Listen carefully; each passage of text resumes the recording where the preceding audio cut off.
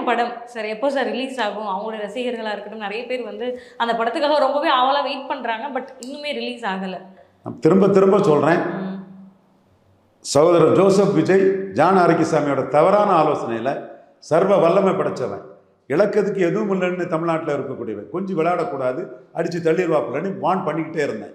நீங்கள் கட்சி ஆரம்பிக்கும் போது சீமான் மாதிரி திமுகவும் அண்ணா திமுகவும் காங்கிரஸ் பாஜகவின் ஊதுவலர்கள், ஒட்டுண்டிகள், தொங்கு சதைகள், காவிரி, கச்சத்தீவு, முல்லைப்பிரிவாறு எல்லாத்தையும் காலி பண்ணிட்டீங்க. நான் தான் எல்லாத்தையும் சரி பண்ணுறேன், மற்ற எல்லா கட்சியும் தப்பு, நான் தான் சரின்னு எல்லாத்தையும் சேர்த்து பிடிச்சி அடிச்சு வந்தால் தப்பே இல்லை. நீங்கள் வரும்போதே என்ன பண்ணீங்கன்னா, ராகுல் காந்திக்கு ஒரு ஆளாட்டு, ராகுல் காந்திக்கு ஒரு ஊதுகுழலாக ஒட்டுண்ணியாக தொங்கு சதையாட்டு, இந்த நாட்டின் மானத்தை, ஆர்எஸ்எஸ்ஸின் மானத்தை, இப்போ ஆர்எஸ்எஸ்க்கெல்லாம் நாங்கள் கடமைப்பட்ட இந்து நாடார் சமூகத்தை சேர்ந்தவன்.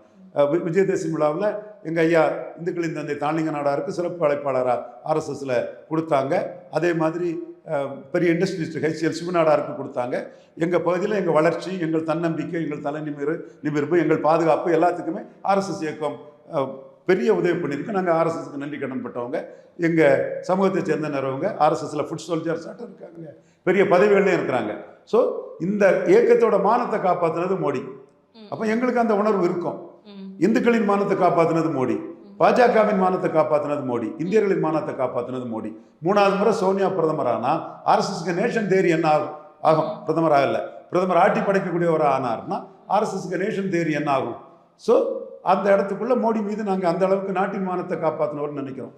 நீ கொள்கை எதிரி, பாசிச பாஜக, என்ன தீய சக்தின்னு அசால்ட்டாக பேசிட்டு பேசு, தப்பு இல்லை. அதே அளவுகோல்ல போபல்ஸ் ஊழல் பண்ணின, எமர்ஜென்சி கொண்டு வந்து நாட்டை கெடுத்த, எல்லா ஊழலுக்கும் ஊட்டுக்கண்டா இருந்த, தமிழர் நலனை கெடுத்த, இன அழிப்பை ஈழத்தில் பண்ணின இந்திரா காந்தி குடும்பத்தையும் ஏசி பண்ணினீன்னா அது நீ வளர்றதுக்கு வாரன்னு இருக்கும். நீ ராகுல் காந்தியை வாழ வைக்கிறதுக்கு வார, மோடி அழிக்கிறதுக்கு வார.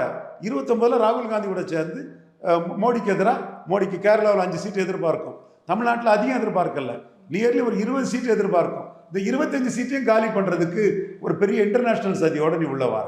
அந்த இடத்துக்குள்ள தான் 26 மோடி